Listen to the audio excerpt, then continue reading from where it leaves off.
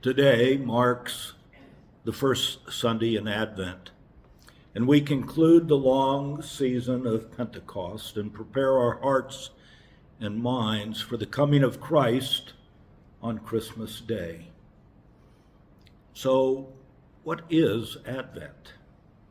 At some point in our lives, we've all stayed up all night, perhaps studying, perhaps staying with a sick child, perhaps for our job, or perhaps just because we couldn't get to sleep.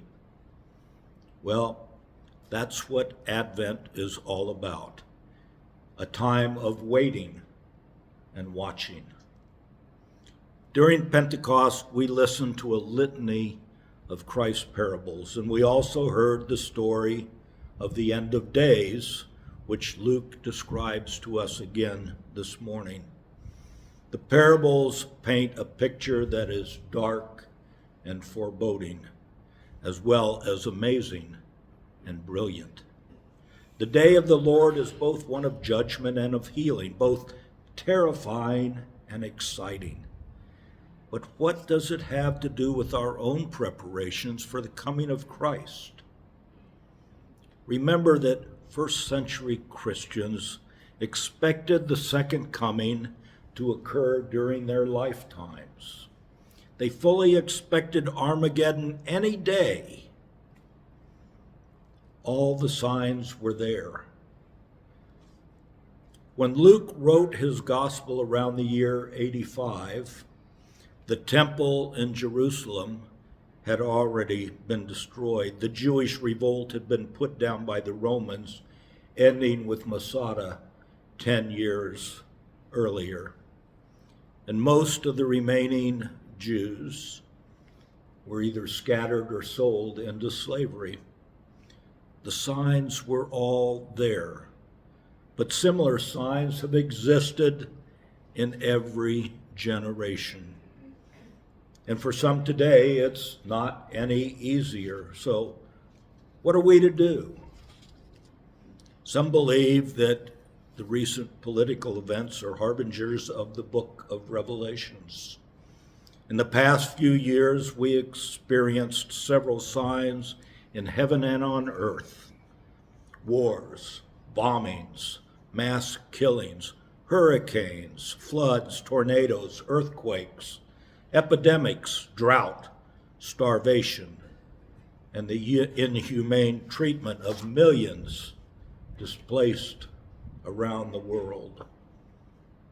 All things that seem to come right straight out of the Bible. If we're honest, we would acknowledge how often we find ourselves distressed. We worry about our children, our health. There are so many things that worry us: the state of the economy, the moral decline of society, local, national, and world governments, drugs, and money. It seems that God created us with the ability to hold a great deal of anxiety. Let's face it. We live in anxious times. Most of us grew up during the Cold War, worried about nuclear war. Our children and grandchildren have different worries, no less burdensome than our own were. And those who walked with Christ also lived in anxious times. But to that worry, to that anxiety, to all of us, Jesus says, "Look up. Rejoice, I am with you." This is the first day of the new church year. We can either look at the dark side of life and continue to worry about things that we have no control over, or we can look to the light of Christ and change our lives for the better. Advent is a time of two different worlds. The first looks toward the coming of the Son of Man, the celebration of the birth of the Christ child. We may be more familiar with the second because the twinkling lights beckon to us with the strains of Silent Night playing in the background. We're encouraged to spend until we drop. On Black Friday, millions invaded the stores like an angry army, bent on destruction and buying everything in sight. So that in those brief few moments on December 25th, presents can be hastily unwrapped and the real meaning of the season generally ignored. At first, this image seems to contradict the picture of an infant Jesus, certainly not our vision of Mary and Joseph huddled in a Bethlehem stable. But in fact, it has everything to do with our preparations for Christmas. The traditions of the secular Christmas are so ingrained in society, they are difficult to ignore, and it's not really fair to ask people to ignore them. It's especially unfair for young children. But they need to learn the real meaning of Christmas, yet there must still be more.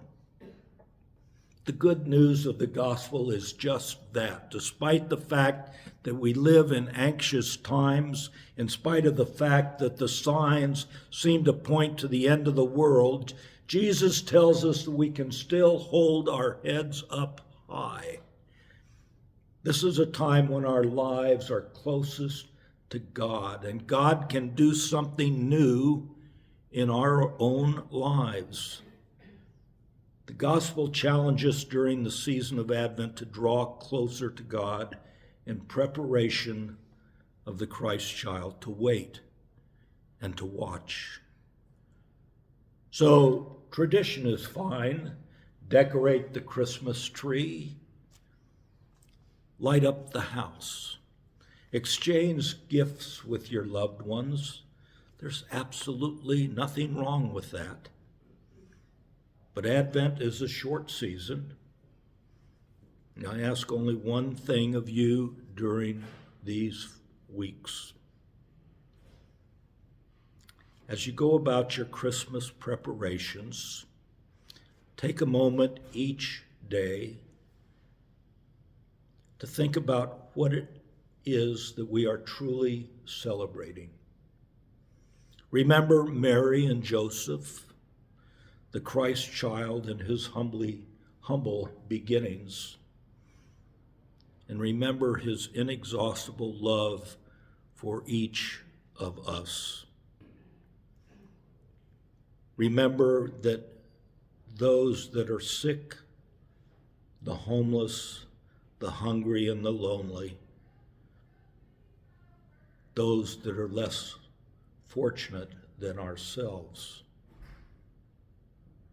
and help as you are able. Let us go forth in anticipation of that young child's birth on Christmas Day. Amen.